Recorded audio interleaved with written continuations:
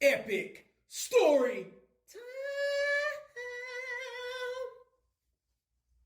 So I want to do a little bit something different for Father's Day. So I'm gonna tell you a little bit about my pops. Alright. So my pops that I call pops, he's not my biological father, he's actually my stepfather, and he was married to my mom for the majority of my youth. Now, dude was an absolute beast. He's like a manly man, like the manliest of man. And he actually taught me a lot of things, how to be a man, how to lead, how to take pride in my work. A lot of things that I actually teach my son today, he actually taught me. And I'm so grateful that he was actually in my life for the duration that he was actually in my life. That being said, I got 3 awesome stories that I would like to tell you guys about my pop.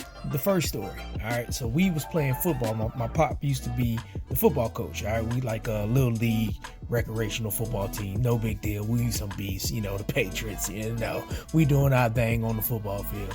At this particular time, Pop had to go to work or he had to go do something, so we got left with the coaches. Now I don't know what the hell was going on with this particular coach. I ain't gonna say his name, but this particular coach was hazing the hell out of us, and we like 12 years old, man. Like we like some youngins, so we getting hazed. And I'm talking about we doing bear crawls in full pads for like an hour and something. Everybody's sweating, everybody's like damn near crying. It's bad, right? It's hella bad. So we getting hazed on this football field, and then Pop shows back up and he's like, what the hell is going on? So we tell Pop, hey bro, your coach just hazed the hell out of us. What are you gonna do? So we thinking that Pop is gonna basically just kind of take the authority of the coach and just kind of be like, oh, that's part of football. Nope. Pop goes to his car, grabs a baseball bat, and threatens the hell out of this coach. Basically, he kicks his ass off the damn field. So after that, we seen this. Your leadership just went up in our book, sir. We about to win you a championship, sir. What do you need from us? Because we'll go play LSU right now as a little league. They don't want to see the Patriots. We in this. This was before Tom Brady, by the way. So I'm just letting y'all know that the Patriots was already on the map. That being said, story number 2. In this particular incident, I was a little bit older, I was feeling myself, I ain't gonna lie. I was killing it in the school. I was always a smart individual. And this particular thing, I had to do an assignment. I forgot what the assignment was about, but nevertheless, in my mind, I was just like, you know what? F this assignment. I'm not doing it. So that being said, I already make good grades. If I don't make this one assignment, I'll be perfectly fine. It'll be okay. So at this moment, Pop was working 2 jobs. He's working at the hospital and he's also working at the funeral home. So the dude was always tired. Dude was always on the go. But for some reason, he always had time to actually like be a dad, which was freaking awesome. So he asked me about this project and I'm just like, I blow it off. I was like, look, Pop, to be honest with you, I'm not doing it. Like, I don't care. I don't care about this assignment. I'm not motivated. I'm not about to do it. Blah, blah, blah, blah, blah. So Pop goes to the store. I have no idea when he left the house or whatever, but he goes to the store. He gets me like this messaging board, and he actually draws like this whole damn thing. I can't even remember what it was. All I remember was it was a turtle. Like, think about Franklin. Think about the script and cartoon of Franklin the turtle, right?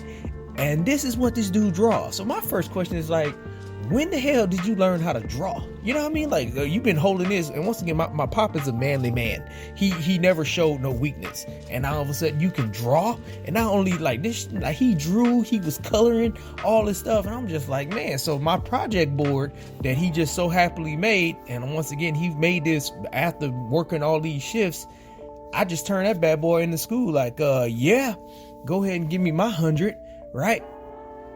So I turned my assignment in. I got a good grade, and like I said, even to this day, I'm just like, where did you get these damn art supplies at, man? Because like nobody knew that this dude can draw, and he literally just drew a whole damn project board for my school.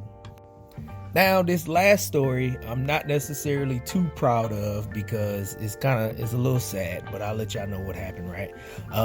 In this particular moment, I was actually a little bit older now. I think I was in high school, and I was about to actually get me some type of academy award, right? Academic award, I'm sorry. And then not for the poster board. This was years later. So on a piece of paper, they ask you for, your introduction.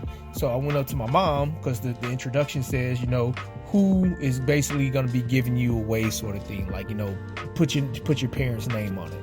So obviously I know my mom's name. I put her name on it, and then I went up to her and I was like, hey mom, it's asking me for my dad name. Should I put my real dad name on it, or should I put pop name on it? And she was just like, well, hell, they asking you for your dad name, so just put your real dad name on it. So I put my real dad name on it. No big deal, right? So I go to school, I get my award, and as I get my award, the lady calls off, my name. She was like, oh, well, Terrence, he's the son of Carolyn, and he's also the son of James, which is my real father's name, right? And then, like, if you was able to see the look on my pop's face when he seen this, because basically, like I said, he was the man that was in my life the whole time, not necessarily my real dad, right? So like the look on this dude's face was like just heartbreaking to me, because I'm looking at him, I'm trying to basically say, hey man, it's not my fault, mom's told me to do it, but it was basically too late. But it was just like so heartbreaking for him to I couldn't even give him that credit. And like to this day, like I just want to apologize to him and be like, hey, first of all, it really wasn't me. That's what mom told me to do. But at the same time, I can understand where that came from. That being said, to wrap all this bad boy up, it doesn't matter if the father that is in your life is your real father. It doesn't even matter if he's like your uncle. If he's your father figure or whatever the hell he is to you, make sure you cherish that individual. This goes out to all the stepfathers that's out there. It's actually a lot harder to be a stepfather. I'm talking from experience now. It's actually a lot harder to be a stepfather than it is to be a real father, because you have to go take responsibility for somebody else's kid, and it's very, very tough. That being said, if you are a stepfather or a father figure, I applaud you, I respect you, and I thank you just for stepping up into these kids' lives. As always, I hope you grind and I hope you prosper.